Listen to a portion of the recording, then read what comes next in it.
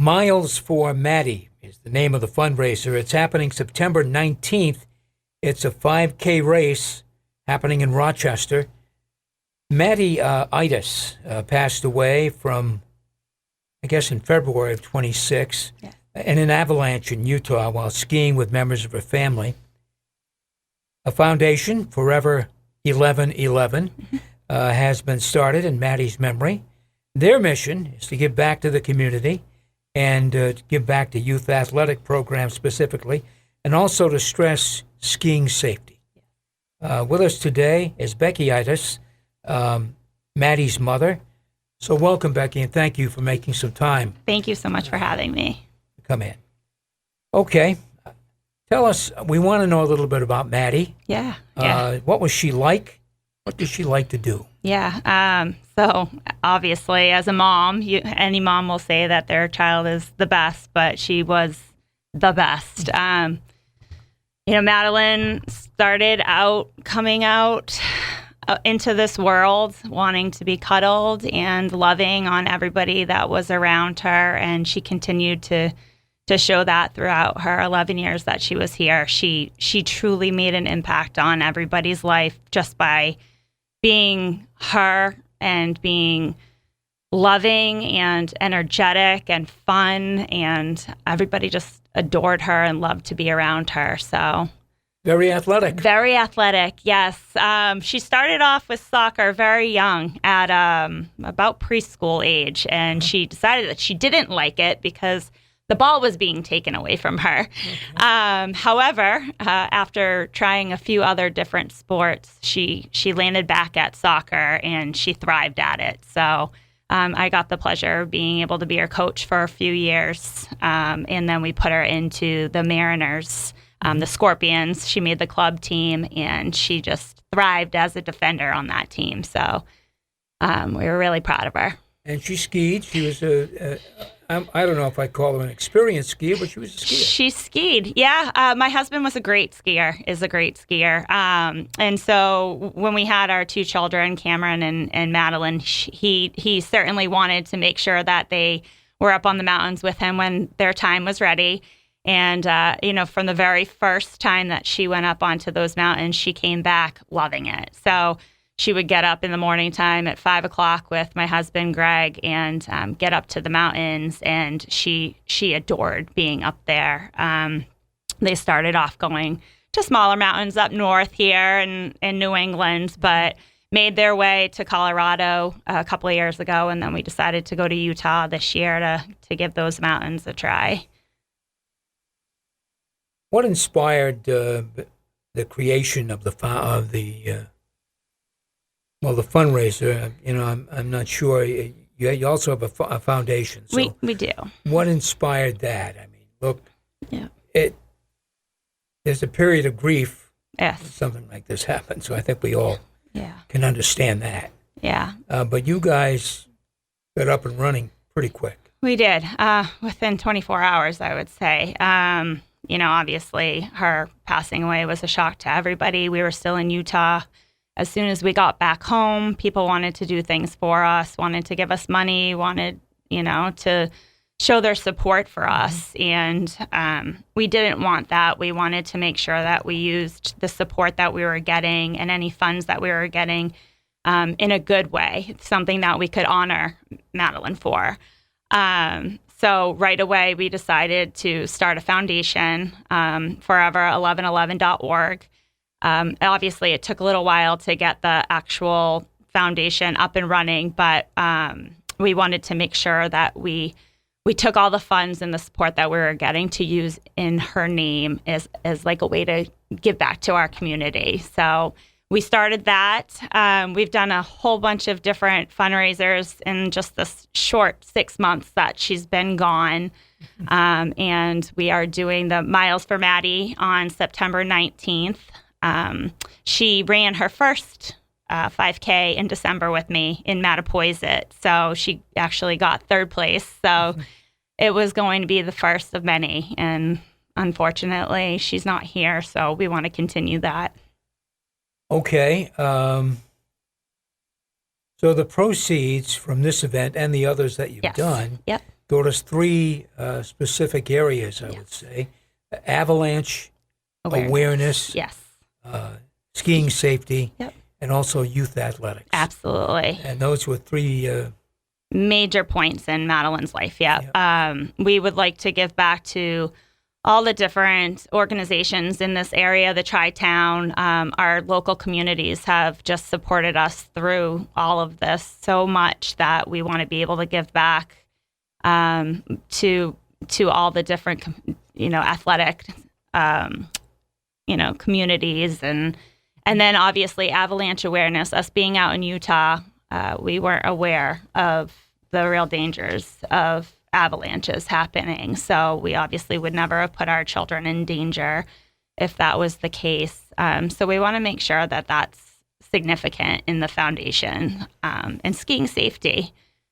So okay, that avalanche awareness. I think folks around, at least I haven't. I'm not a skier, but I've never heard of that kind of a program. Yes, but apparently it's prominent. It is, especially out west. Avalanches obviously don't happen too much out in the east. Right. They're more of, Western thing.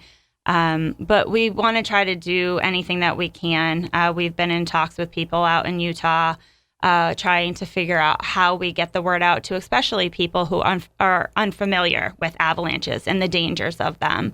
They went up into the mountains that day. There was very limited opportunity for us to know that the significant danger of an avalanche was out there. So obviously this is just the start of our foundation, and we have a long, long way to go and plan on doing a lot of stuff in the future. But as of right now, my husband is, talking to people about how we can make it more well-known out there for people who are unaware of the dangers.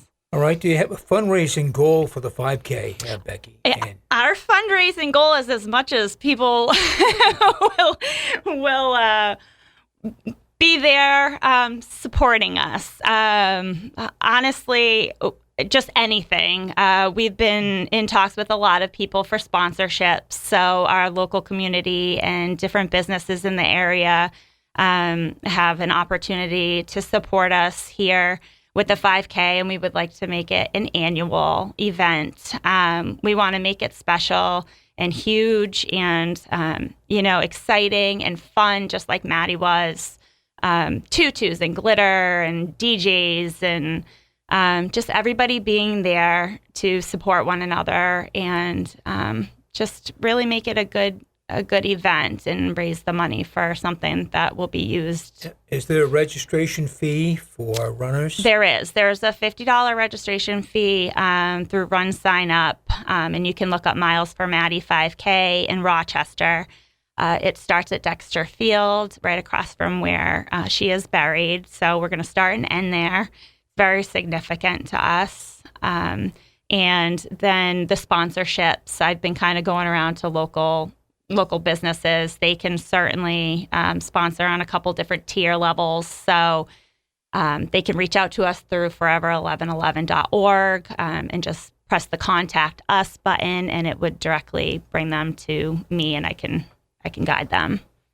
You're listening to Town Square Sunday. I'm Jim Phillips. My guest is Becky Eitas, whose daughter was killed in a tragic accident last February. She and others have formed a foundation to raise money to promote youth athletics and skiing safety. And their next event is September 19th, Miles for Maddie, a 5K road race in Rochester. Let's talk about the logistics of the race. Is there a deadline to sign up? It is. September 1st. We would prefer all sponsorships to be in by September 1st. You can register to run up until the race date. You just wouldn't get a race day T-shirt, which will be fun to have, especially since it's our first annual one. But sponsorship September 1st and registration until September 19th, preferably. All right. Can people sign up the day of the race? Absolutely. Okay. Yes. All right. What time does it start? It starts at 9 o'clock at Dexter Field in Rochester.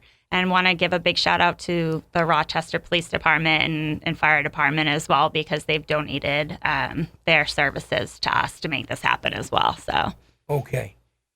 Now, is this the first annual road race? First annual. Of course it is. So you don't have any idea how many people. We have no idea how many people are going to come to it, but we want it to be big and extravagant, just like she was. So. All right. Now, we know there's a running community around here. I hope so. We know, there is. You don't have to just run. I want to emphasize that you can walk as well. So we want to make sure we have all the walkers That's right. there. Okay. Who can take part in the event? Is it competitive runners? I think you're going to say it's anybody who who shows up is welcome, just like Madeline welcomed everybody into her life, and that's who she was. She truly was a person who welcomed anybody and had friends from all over. So we want this race to be just like that, welcoming anybody, whether you knew her or not. Are you accepting donations from people who can't be there? Absolutely. You can. And what's the process for that? Yep. You can go on to the Forever1111.org. There is a link there that brings you over to our donation page. You can donate, and it will go right to the organization. Okay. Yep.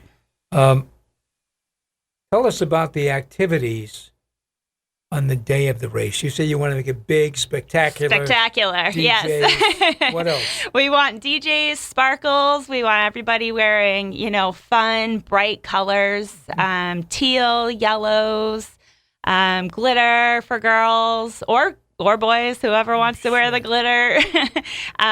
Just DJs and just dancing. We have some food trucks that are going to be there. Right.